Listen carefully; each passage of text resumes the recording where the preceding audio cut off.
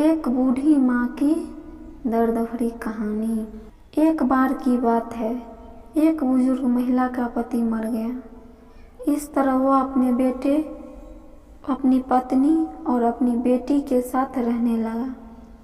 प्रतिदिन उस महिला की दृष्टि और सुनने की शक्ति खत्म हो जाती थी। कभी कभी उसके हाथ की प्लेट अधिक कांपते थे। उसकी प्लेट से मटर के दाने नीचे गिर जाते थे और उनके बेटे और पत्नी को इस बात से बहुत परेशानी हो रही थी।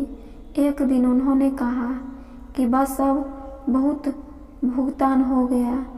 इसी तरह एक दिन उन्होंने बुजुर्ग महिला को एक छोटी सी दुकान के पास रखा। वह अकेले ही हर बार खाना बनाने लगा।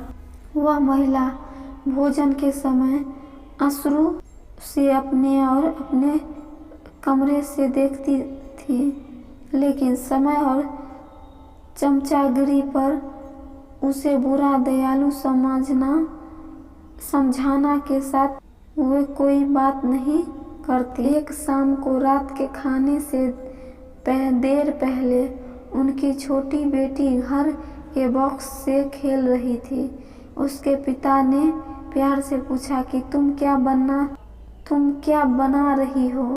तो उसने जवाब देते हुए कहा कि आपकी और माँ के लिए एक छोटा सा महीना बना रही हूँ। आखिर किसी दिन मैं बड़ी हो जाऊंगी, तब आप एक कोने से घर में खाना खा सको। उस बच्ची के पिता और माता की बोलती बंद हो गई और वो काफ़ी देर तक चुप रहे।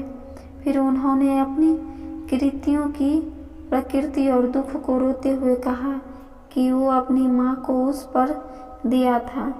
वे दोनों एक ही रात को अपनी माँ को अपनी बड़ी खुराक पर वापस ला गए, जहाँ उनका सही स्थान था। और फिर उसी दिन से हमेशा उस बुजुर्ग महिला ने अपने साथ ही भोजन किया, और जब भी भोजन का छोटा हिस्सा मांस पर गिरता या संगीत के नीचे गिरता तो किसी को कोई परेशानी नहीं होती थी।